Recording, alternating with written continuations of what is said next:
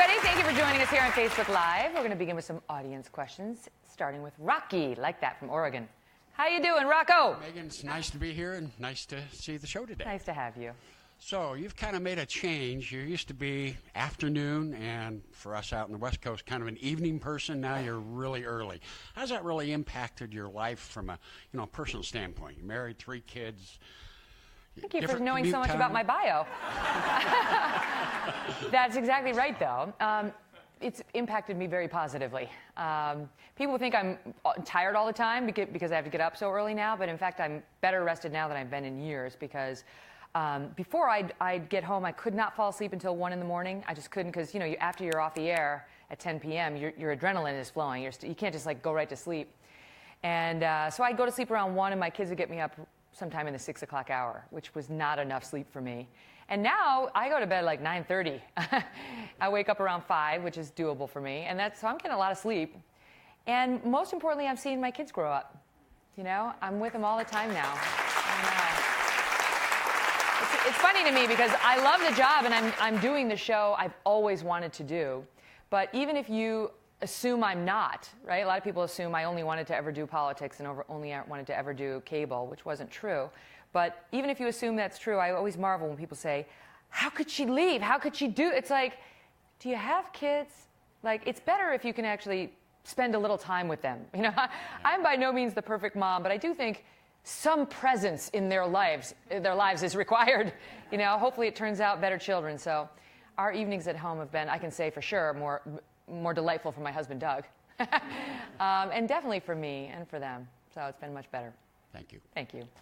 All right, Ron from Texas. Where are you? Hey, Ron. Hi, Megan. I know you've done live stuff most of your career. What's the hardest part about doing live television for you?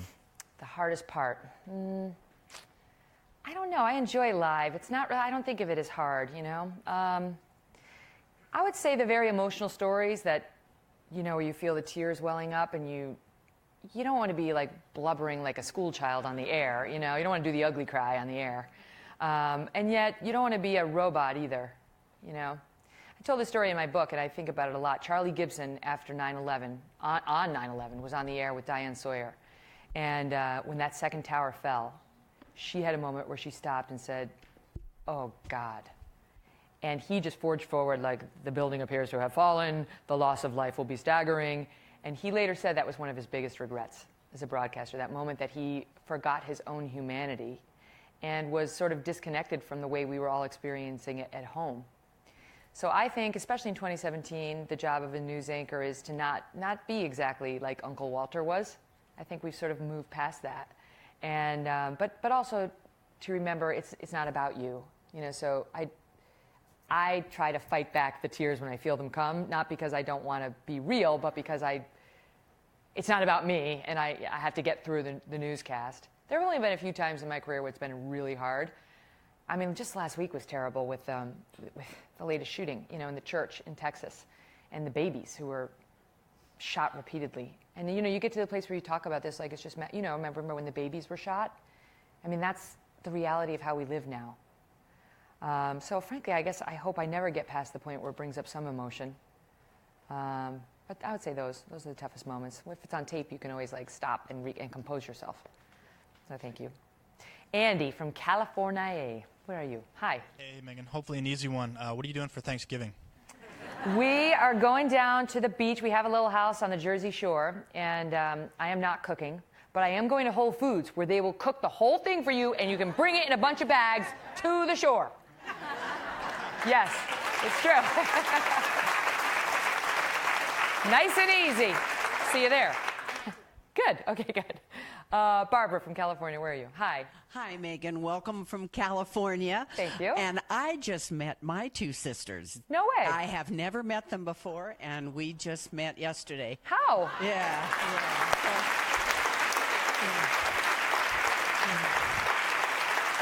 Are you with 23andMe? What? Are you with I 20 am from 23andMe. So what happened? Well, our DNA matched up, and then you get these reports, and it says you have. When they looked, it says you have a half sister out there, and then my daughter says, "Mom, you have relatives out there." I said, "I do." So anyway, the first phone call that I got from Joyce was, "Hi, Barbara. This is your sister Joyce." And it's been just awesome. Just So you have a awesome. shared parent, one shared parent? We have one shared parent. Yeah. I would be the middle child. Okay. Yeah, but he didn't know about me and I didn't know about him. And so it's taken 72 years to get us together, but we did it. Oh my God. Are you available for our B block tomorrow? Are you available for our B block tomorrow? That's awesome. Oh, it's. I can see it's the family more- resemblance. Oh yeah, yeah.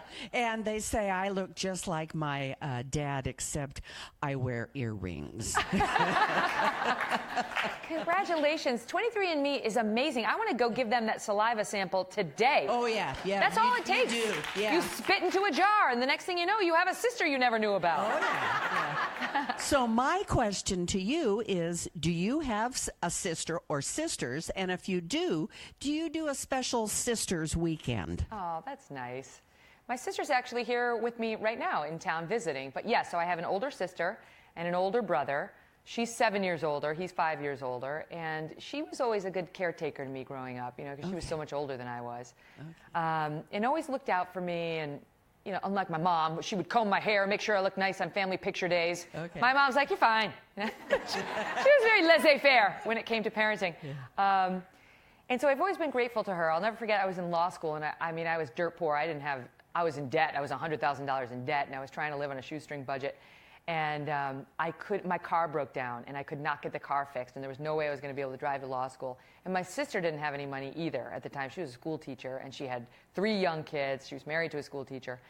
And she dug $50 out of her purse, which she did not have to spare, and she gave it. And I know it, like now it's like, but it meant so much to me. I have never forgotten that moment, because it's like, that $50 means more to me than if somebody gave me 50 grand. You know, it's like, she didn't have it to spare. Yeah. So she's always been that way. And yes, we love each other. We don't do the sisters weekend, but she comes all the time. She lives up in Albany, so I see her a lot. That's neat. She's with my mom. Well, I went from a family bush to a family tree. So it's just absolutely awesome. Barbara, congratulations. Thank you for sharing that with us. Joyce, to you too. Yeah. Now, I want to tell you guys something. I have somebody special in the audience today, okay? Almost every day, my friends in the front row will attest to this. Almost every day I get asked about my wardrobe. Like, how do you decide on what you're going to wear, and do you choose the clothes? And the answer is this woman right here. Here she is. Janet Francis is her name. Stand up so everybody can see you. Yes. Isn't she? Look at her outfit. Show them your outfit so they can see you. Well, I didn't know it was going to be on camera. How cute is she, right? Look, doesn't this look familiar? This is like what she would put me in. So, and then here's our friend Kieran too, right? We all know each other from school. We're school mom friends. And I needed a stylist, and we were out to dinner, and the three of us. And Kieran's like, we were just getting to know each other, but she's like, you know, Janet's a stylist. I mean, literally that day I'd said, I think I need a stylist. And I'm like, what? So she said, she styles me. And I said, you always look awesome. And so I talked to Janet, and the rest is history. So why don't you explain to them how you put together these looks? Oh my God. Well, first of all, you are the easiest client that I have to tell you. I was just telling Karen the other day. I mean, like, everything just fits you, and it looks amazing. No, that's not true, but thank you for that. Totally true. Yeah. I don't know. I mean, you know, we just go with, we talked a little bit about what you're comfortable wearing and what I kind of foresee for the show. And I don't know. It's really the What is easiest the motivation for your looks? Motivation. Well, you know, it's funny. So I have clients who dress for their husbands. So they always want to they think fashion is sexy. Like, they think that that's being super fashionable. Mm-hmm. And so my thing is, I think they should dress for your husbands probably like 30, 40% of the time. Uh-huh. And then the rest, I think we all know we dress for our friends and other women. Let's just be honest. So, you know, so my thing is just, if you feel good in it, then that's great. That's you know, right. And I'm not into super trends, but I think that sometimes it's good to have a little element of.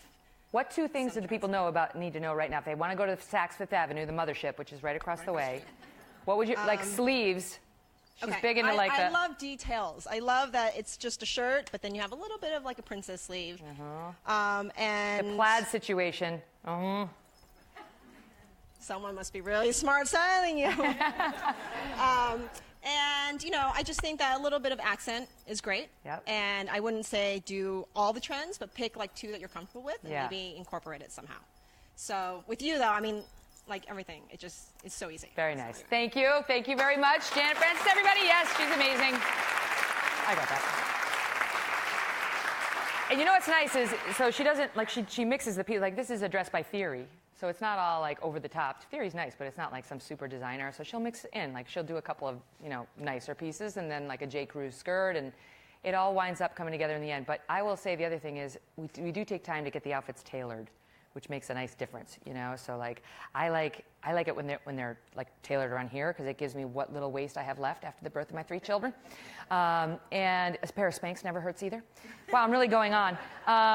But I also think it's good, like, I don't like when the dress goes, like, completely straight down. I like it when it's, like, just a little bit like that. It gives you just a little bit of an hourglass, and so you got a little, there's just a little tip for you. It makes a big difference, and it doesn't cost a lot of money.